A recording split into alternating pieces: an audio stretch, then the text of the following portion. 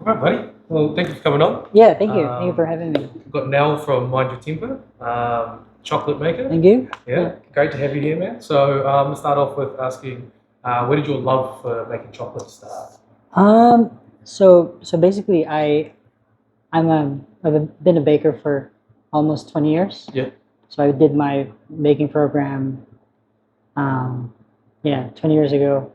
But to be honest, I hated chocolate because it was when you're in a baking school, everything you're wearing white, Yeah.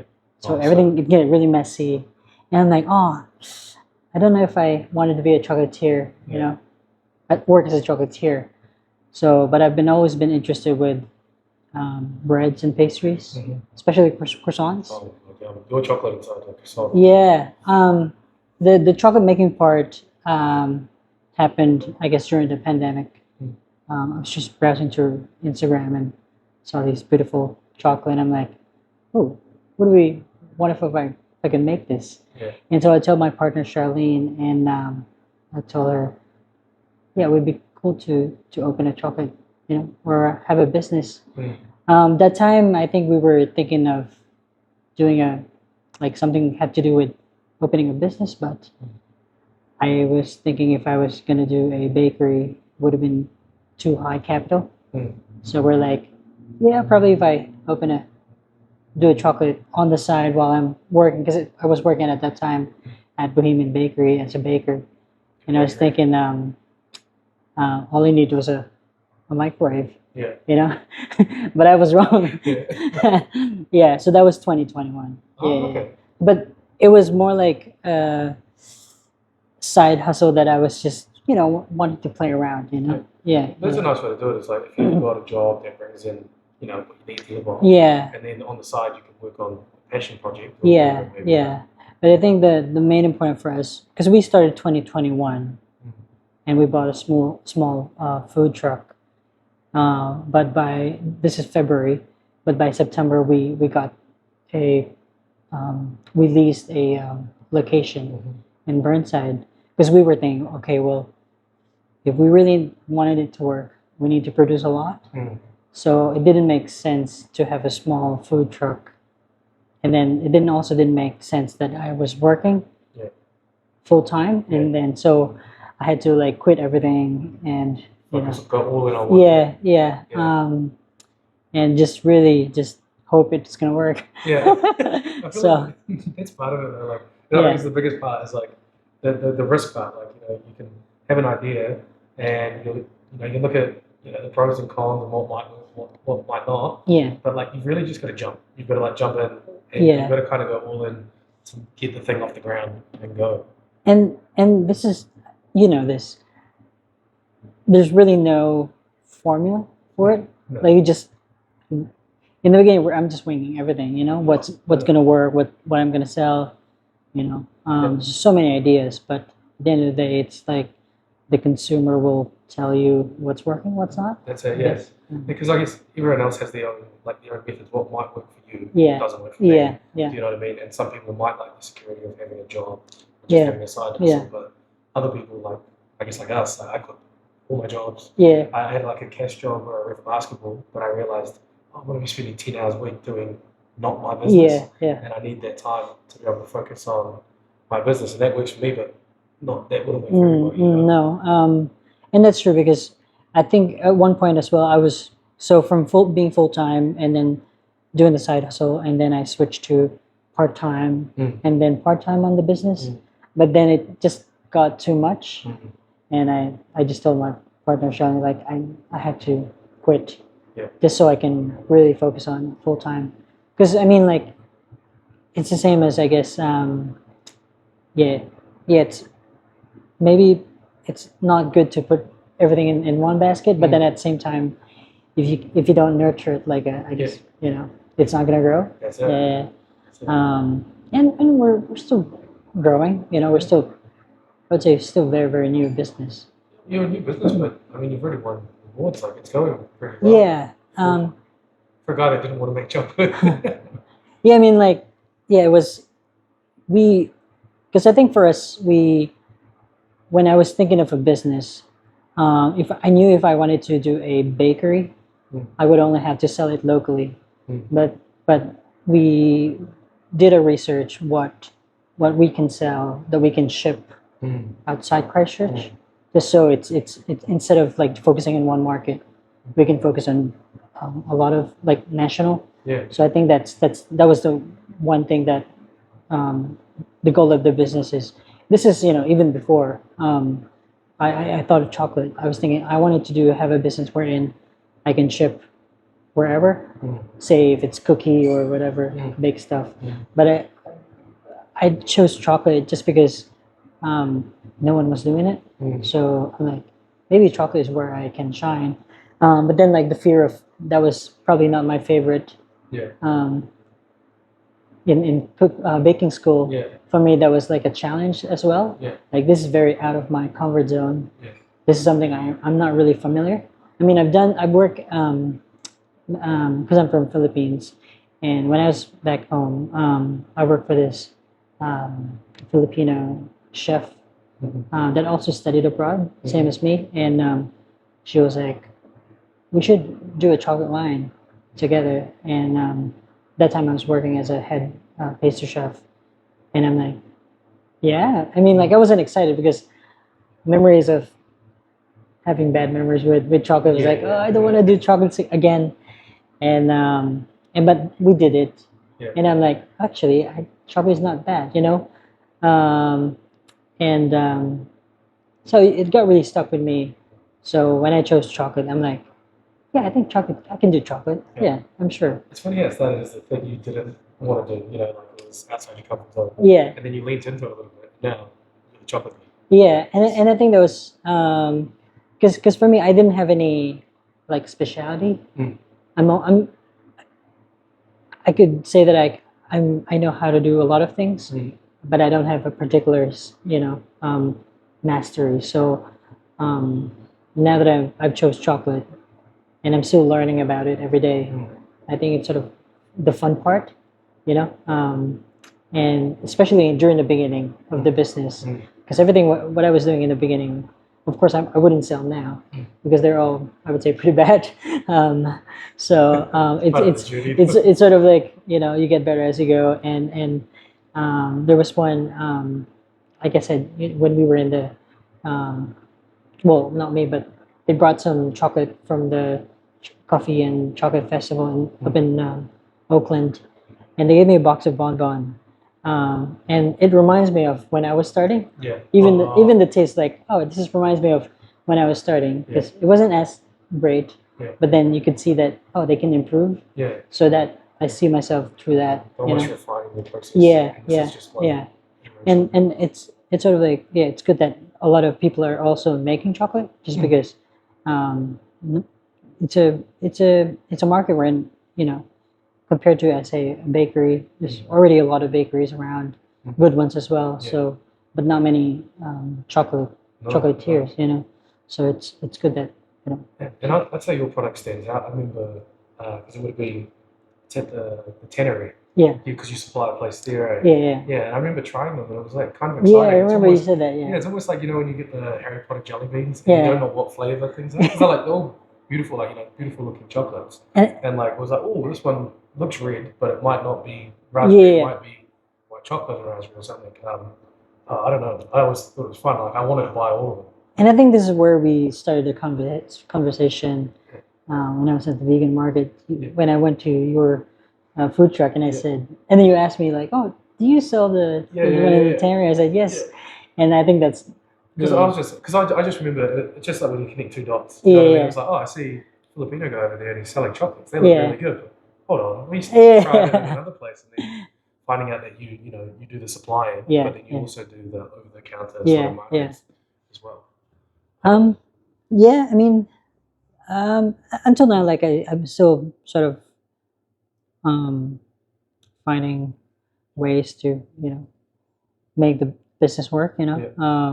So far, wholesale is the one that I'm focusing on, and online, and I guess doing contents. Yeah. I'm posting more stuff now. That's good. Yeah. Because I see all your what is it? Because you've started the chocolate courses and things like that. Yeah. I feel like that's coming along with a bit more videos and content. Yeah. And I also have a business mentor as well. So, it's sort of helping me um, see what I lack as well. I think it's really, really good to have a business mentor Yeah. for any business. For Yeah. sure. Yeah. Yeah, people that have done it. It might not be your industry, you know, like Yeah. is it a chocolatier? Is it? No, so my mentor's Brianne West. Yeah. So Hold on, she wrote the yeah, book. yeah. She started Yeah. Etique. What's the book? Um, She writes a book, doesn't she? I'm not sure. Yeah. Oh, sorry, I thought I just bought a book. Okay. Yeah. Anyway, she's been really, really helpful with me, and I guess so. She also mentors a lot of business, but not just any business. There's a criteria, and I guess for me, because we want it to be a sustainable business, also trying to do fair trade, ethically sourced ingredients. I think that's in the beginning. That's what we wanted Mind Your Temper to be, not just using big company chocolates, because as you know, like you don't know if it's sustainable or how ethical it is. So I think in very very beginning we wanted to use fair trade chocolate, and also we work with a lot of local bean to bar makers. So they supply me. So they buy the beans from the farmers. They make the chocolate from the beans, and then they supply me with chocolate that I use for my filling. So I think that's a new. This year we've started that, and I think that really put us in the map in terms of say.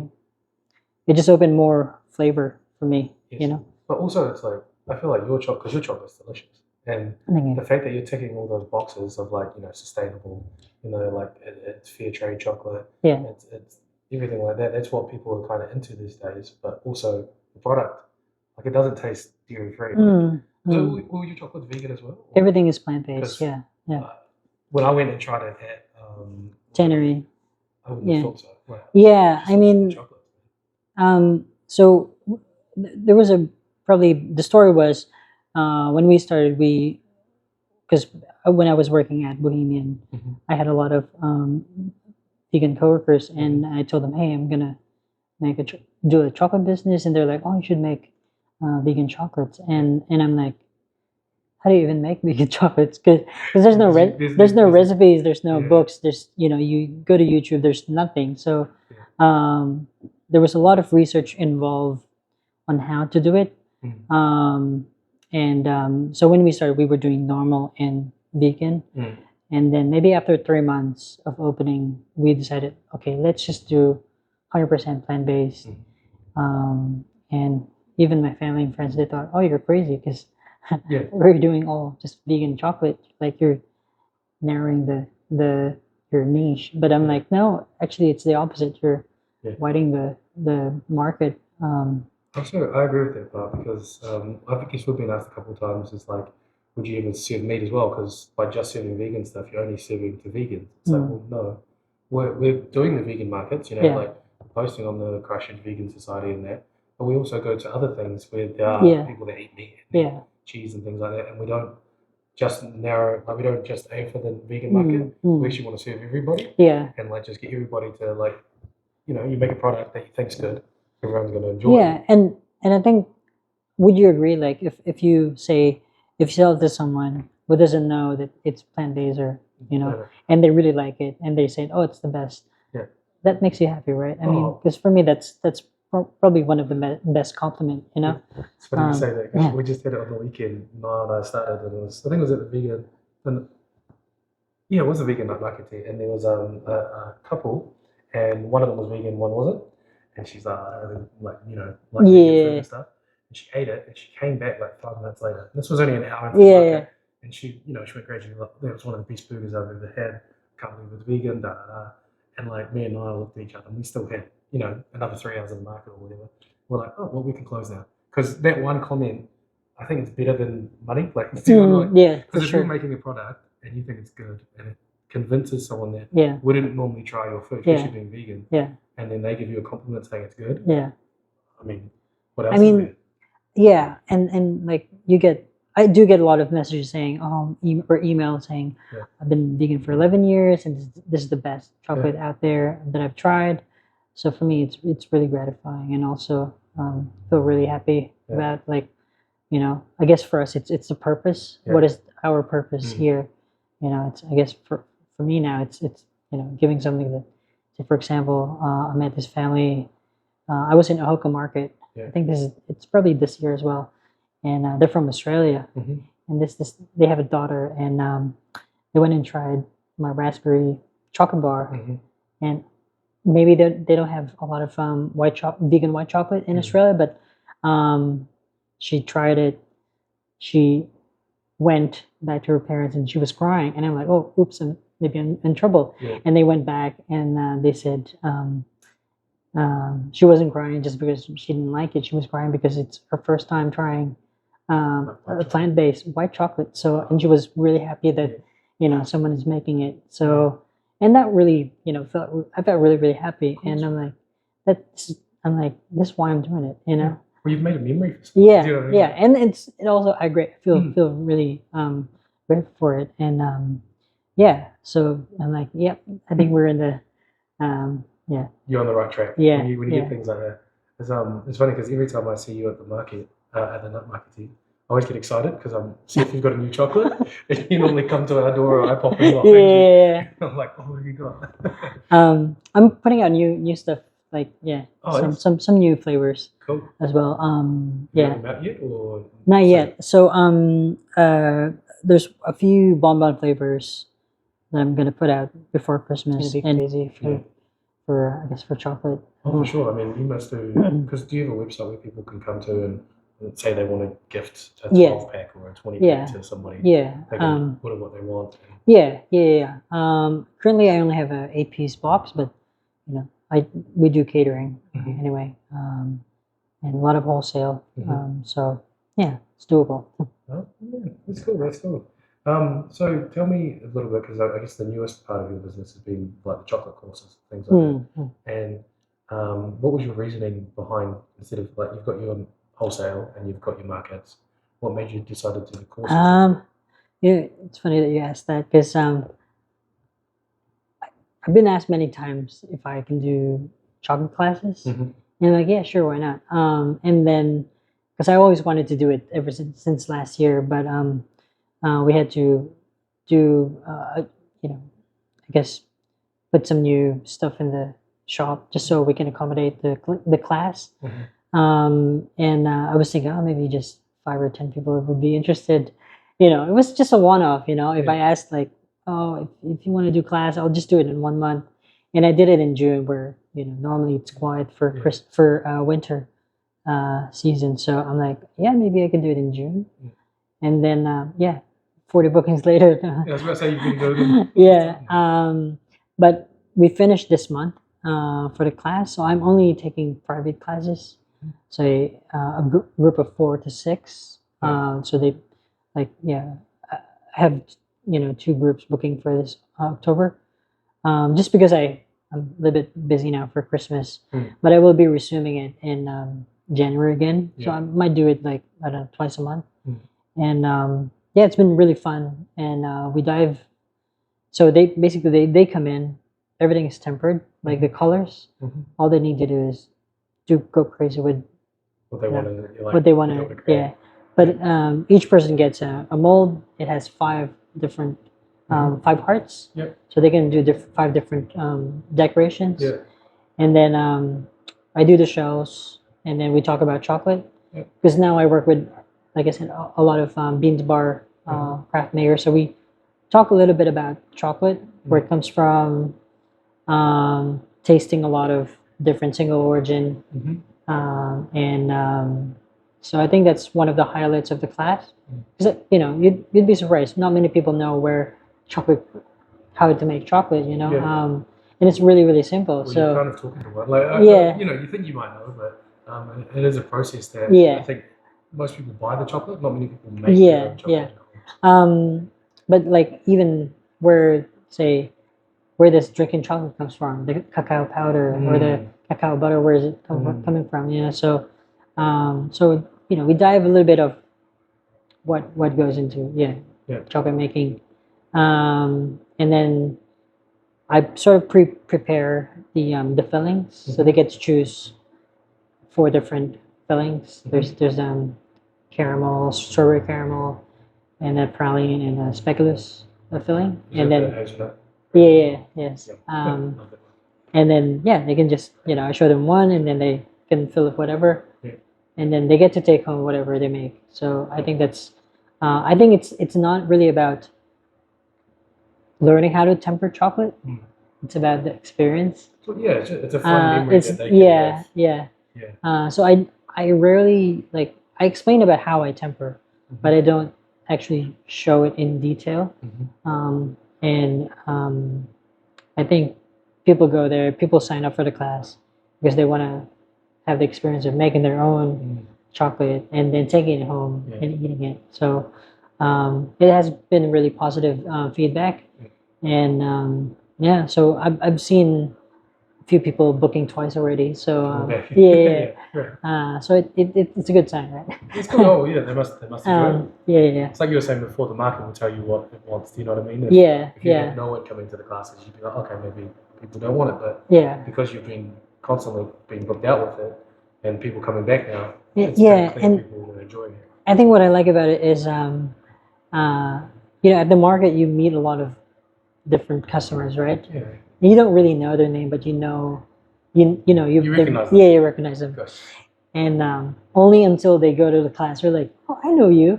Yeah. So that's really good because I don't really know their name, but now I do. Yeah. So it's good to sort of you've seen them before. They've tried your chocolate. Yeah. And it's funny because to start the class, I do a short introduction about myself, and then I pass it on to them. Like I would ask them, tell me a little bit about you and what you do, and I always tell them like, you don't need to tell us that you love chocolate because everyone here in this class loves chocolate. Yeah. Who doesn't, right? Yeah. Oh, I agree. Yeah.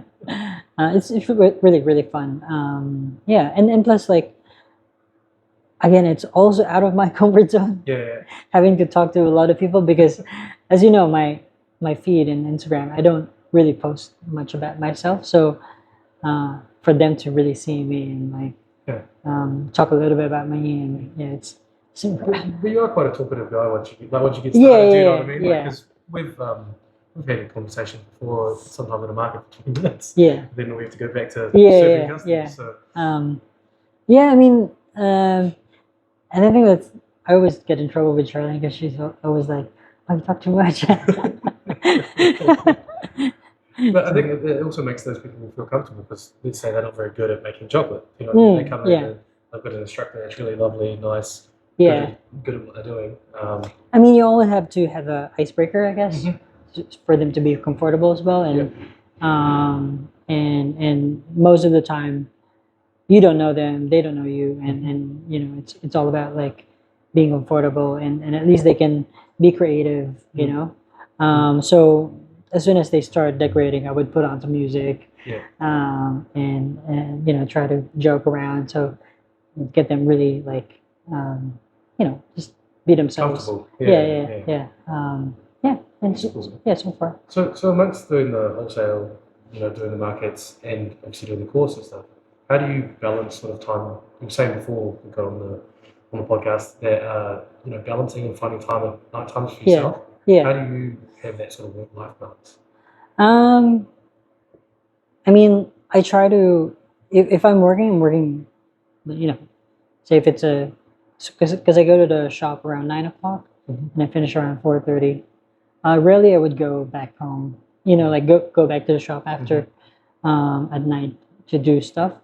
I try to do as much as I can, and then that's why I decided not to do any more classes by October for this month, just so I can spend more time with Charlene. And because I guess since the start of the class in June until September, I've been working a bit more, and it was fun, but it's not sustainable, and it's really important. October is here now, and then you need to make production for Christmas. It's not going to get quieter over summer it's months. not going to get quiet. So I decided like, okay, maybe we need October can be, either you relax or you can produce more. Mhm. Because you can with chocolate you can do a lot of things, and you don't have to say if someone orders that's when you make it. No, you can do it in advance. Yeah. So it's really good medium, I guess, for me Okay. compared to I guess that's one of the reasons why I chose chocolate. Mhm. You don't exactly say, for example, if it's a bakery, Mhm. whatever you make the day before, that the next morning you have to bake it and then you have to sell it. Yeah. Whatever you can't sell, that's a waste. So Yeah. for Doesn't have the um, shelf life that yeah, chocolate does. with chocolate, yeah. So the first one was we wanted to ship nationwide, and then the second is what can I do that I can do by myself. Mm. So that was like one of the prerequisites. So I'm like, yeah, chocolate you can make in advance and you can freeze it. You can, Yeah, yeah, yeah. So I'm like, yeah, I'll go with that. And Yeah, also, if you know you've got an order for, I don't know, a bunch of white chocolate raspberry or whatever it may yeah, be, you can make a whole bunch of that. And if you make too much, you can take that to your markets yeah, or whatever yeah. it is, and you can have a little bit. Yeah. So now we now made a system because now I have a casual worker who helps me 2 to 3 days a week, and so he actually do some of my production now. So so I can focus on other things, and we used to work together too. So he knows my style, and we just sort of like worked Yeah. and really really well. Yeah. And I think the one of the more important with me is it has to be fun. Yeah. Like I don't treat it as compared to I guess when I was working, Yeah. it's very very serious. Yeah. But then here now because it's your business, Mhm. I don't have to take it too serious. Yeah. Like Well, you've got to enjoy it. It's your Yeah, life. I mean, it's your yeah. life, it's your thing. for me, that has to be something that you want to enjoy, so that it's more like a long career Mm. rather than you know do the hustle all the time and Yeah. you're always tired and you're always complaining. So I think that's the balanced way Yeah. instead of like stressing out all the time. Well, I've got Yeah. the same approach as you do. Yeah, Because if you lose the passion for it and the love for it, Mind the Timber or the Saucy Kiwis Yeah. will just disappear because no one else is running it for us. And it's like you've got this product that the market wants, and it's like you want to see it, you want it to be sustainable, Yeah. you want it to be open hopefully forever, to be able to offer it. But if you lose the love for it, Mm. I mean, the business could maybe shut down, Yeah. operate. I mean, it's true, and also I agree because I mean I didn't mean like I'm working less now. I'm still Mm. working long Oh, hours, yeah. but I really enjoy it. That there's a Yeah. difference. Yeah. Say for example, if you're working long hours and you don't like what you're doing, or you're just always stressed out, then it's not gonna last, right? Yeah. It's only for a short term. But if you're enjoying it, I think even if you're working long hours, there's a Yeah. feel good about it. Yeah. So, and it's like a cycle, I guess. Mm. Now that it's getting busier again, so it's Yeah.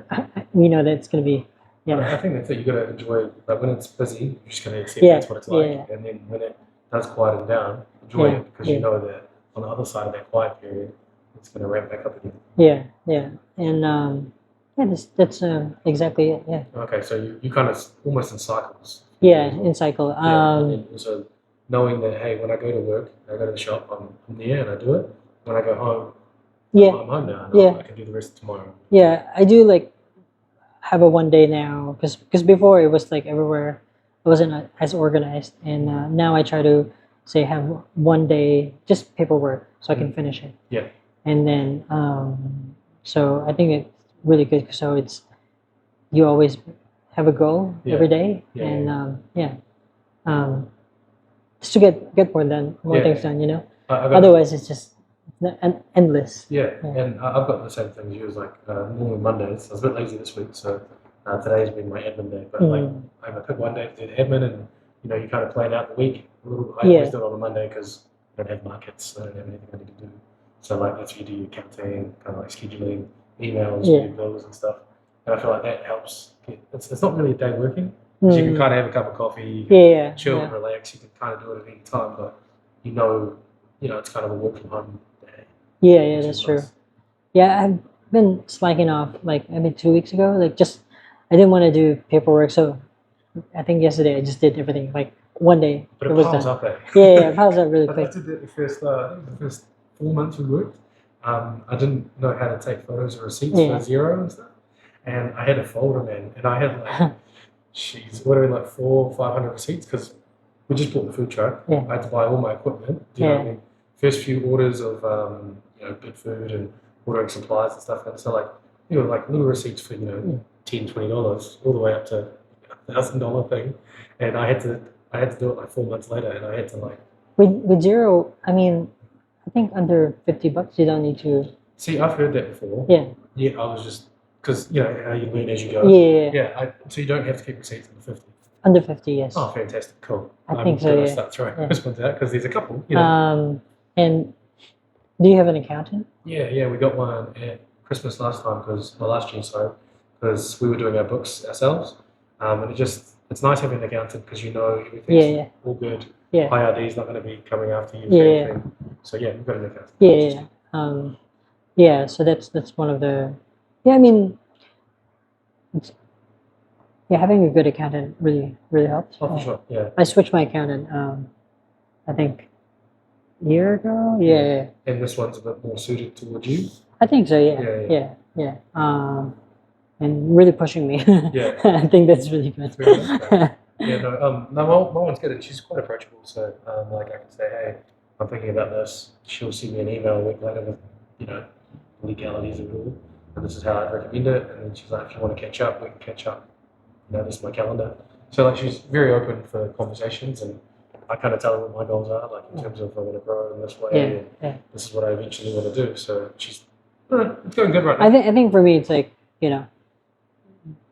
if they can tell you that you're in the good, then that's good, right? At least you can sort of breathe a little bit, I guess. And she's patient as well, because sometimes she says, "Oh, can you send me this?" And I take a while to send it because I forget. And then she's pretty patient, and then when the deadline comes, she's like, "Okay, hey, I need this now." Yeah. I'm like, okay, cool, gotcha. It's good. It makes that stressful side of the business. Yeah. You don't have to worry about it, because that can be. I don't know. Have you ever received an email from IRD or anything? Yeah. Yeah. I got that the first time, and I was like, "Oh." Because scared, you're always like busy and that's the last thing you really think about, Yeah. So you're always focused on the business, when the other parts you don't really, like for me, the most important is pay the IRD, like this priority, and also pay my casual on time. That's about it, I guess everything else can be late. Yeah, that's it. How's it been? You just said casual. Then how's it been hiring somebody? What's that process been like for you, going from obviously just yourself to now bringing on someone on? Yeah, I think it really depends on the production, but I think in my business it's really helpful because at least we can do two things at the same time. Now I'm in the point wherein I always have to have stocks, just because when wholesale orders, you don't know when they're going to order, so at least you always have to have stocks all the time. And I guess it sort of goes in circle. It pays for itself, and it's I think he started last year, and it's just been really helpful for me. I probably wouldn't be able to take a lot of wholesale if I didn't have a casual thing. Because it's too much for It's going to be too much. Yeah. And I rely on him too, so so it's sort of good relationship. Cool. We're at the point where we're about to, I think, probably by Christmas we'll hire some people. And it's just getting to that point now where if we want to do everything and do it well, there's some jobs that we need a hand with. Do you know what I mean? So we can have some of our time back. So I think that's next on the cards for us as well. And I think the reason why I hired someone is it's more about scalability of the business. If it's just me doing everything, I can't market it properly, or I can't answer to, say, emails, or So it's definitely having someone helping you. You can do more and expand the business more. Otherwise, you're going to be too stretched thin. So you might be really good at, let's say, you've got your books all in line or something like that, but you're not making as much chocolate. Yeah. You're not pushing marketing as much because Yeah. you're trying to juggle too much. But if you have someone come in, helps with production, Yeah. or helps with the market, now you can focus on. Yeah, it's true. Its parts. And it also like happened before when, you know, even if there's two of us, there's still a lot of work. So, Yeah. you know, when it's those days, you're like, you're thankful that you have someone helping you. Yeah. Otherwise, you're like, how am I going to do this? You Yeah. know, so it's better to have more than two hands, I guess. Agreed. Yeah, but at the same time, you guess you always have to find the best person to help you. Yeah. So pretty much. Personalities as well. Yeah, kind of, yeah. My casual, you know, we worked together before, and he knows what I like, and we get along really really well. So we sort of like click, and it was different when we were working together. I'm I guess a different person. Yeah. But now we're like you get to really know me, and I prefer myself as well. You gotta like As a yourself, chocolatier, you know. Yeah. I guess when I was working as a baker, I'm always too serious, and you know, it's a stressful career, you know. You know, when I was a baker, you have to work two in the morning. Yeah, you know, really who wants that? You know, so yeah, I think I prefer now being a chocolatier. And I feel like you'd be a lot more calm working with chocolate too. Yeah. I mean, that's it. Yeah, with chocolate it's easy. Yeah. Well, easier because, you know, you don't. It's always the room has to be cold all the time, and like actually it's really nice, right? Yeah, instead of being like in or like baking, you know, like it's too hot, Ovens. you're sweating, and oven. Flour. Yeah. And I think the one thing good about, you know, if chocolate is your medium is you have to let it do its thing. You can't just, you know, once you say, if you decorate those chocolate bonbons molds, you can't just do it right away and put the chocolate right away. Yeah. You have to let it crystallize. Yeah. So that way you can like sort of plan. You know, you don't need to finish it all the time. Yeah. You know. Work in stages. Yeah. You can work in stages. So, and I think that's also, I guess that's the third one. So first one was we can ship everywhere. Second is something I can do by myself, and the third is something, you know, easier rather than you have to do start to finish and sell it the same day. Yeah. So I think chocolate has been really wonderful, which I never really thought in the beginning. For me, it was just more like I'm sure. It's funny how you think you might not like something, but when you try it, you know. Yeah. And I think one thing I like about making chocolate is just around the world, I chat to a lot of chocolate makers. They seem really really nice, and they you know, when they ask them questions, really keen to help. You know, so the world of chocolate is I would say a lot nicer than the counterpart, like baking bakers. No. You ask them, they either they don't answer it, or they don't share the secrets, I guess. Well, it's quite cool to know that chocolate, because like I guess chocolate makes people feel good. So knowing that the people that are making it quite nice and lovely. Yeah. I think it's just, I guess, protecting the trade secret, I guess, for bakers, but for chocolate, there are some secrets that you don't have to say, but you know, if you really want to help someone who's starting, then it's just easier. And I've met a lot of wonderful international chocolate makers. That you chat, like if there's any questions. Oh, that's cool. Well, we are down to the last question of the day. Okay. So it is split to three parts. There's three questions, just little random questions about yourself. Anyway, so the first one is, what do you do in your free time that people might not know about? Like a secret hobby or something like that you enjoy? I guess I watch anime. I love watching anime. I'm trying to get to because I used to longboard. Oh, okay. Yeah, so I'm trying to get into that again. Yeah. I got a board in the shop, so cool. Once in a while. Also, like when you go on your lunch break or something, jump on. Yeah, I mean, but I wanted to do like a regular thing. Yeah. Get back to it again. Yeah. But it's weird because I'll be 40 this month, and Don't live 40 minutes. and of course everything's getting brittle, so so I need to get fit. It's like and the outside of a bomb. yeah, everything's cracking, So I just want to get healthier, I guess. Yeah. Yeah, and I think that's the goal of. Yeah. I guess if not this year, next year. Yeah. But I guess if you find like if longboarding's your thing or skateboarding or surfing, whatever it is, that's a good way to exercise as well. Yeah. Like because you enjoy it. It's not. Yeah. If you hate going to the gym, well, don't go to the gym. Do the thing you enjoy. If it's swimming or- I think so. Yeah, I mean, I still watch videos in YouTube, like Yeah. people longboard. I'm like, oh, I wish I could do that, So, Yeah. I really miss it. So, Yeah. it's just like, if you haven't been doing it for a long time, and say for example, you do it and you fall, Yeah. you're It's like, gonna hurt. oh, you're like Yeah. scared now, Yeah. You're not as compared to when you were younger. You're like, Flexible, durable. You don't break. you're not scared, Yeah. No, you're scared Because you know you're- what happens. If you Yeah. Yes. fall. Nice. And plus, you don't want to injure yourself. Say, for example, you don't want to injure your hands because that's your Yeah. how you're gonna make a living. Yeah. So yeah, I have thought about that as well because like I love basketball.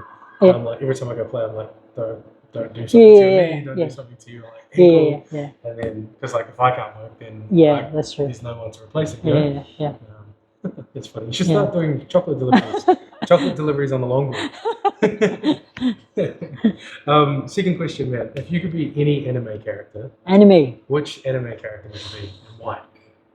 I really like the Kuroko. Oh, yep. Yeah, Yes. I really like him because Okay. he's just working on the side. Yeah. Trying to support his teammates. And I feel like I'm like this when I'm working. Yeah. Like, I guess I'm a jack of all trades. Yeah. When I was working as a baker, I didn't want to stand out as well. I just want to support and you tell me, I'll do it. Or if you want me to teach someone, I'll do it. Just more like a support Yeah. rather than a leader. It's I like, guess. like a glue guy. Yeah, Like, yeah, brings the whole team together. yeah.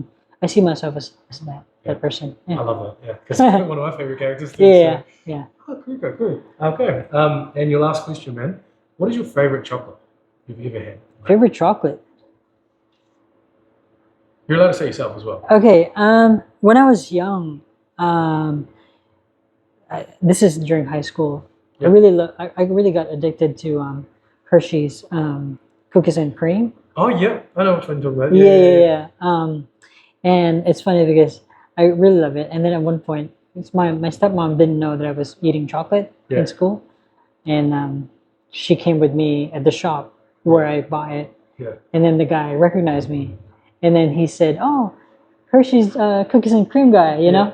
And of course, my stepmom found out. Yeah, and she was just like, "You been eating chocolate?" Yeah. Oh, that's funny. Yeah. That's I good. have a sweet tooth, so yeah, I think that was like this. Yeah, Yeah. Hershey's white chocolate. I love white chocolate, so yeah. Have you done like a sort of your take on that?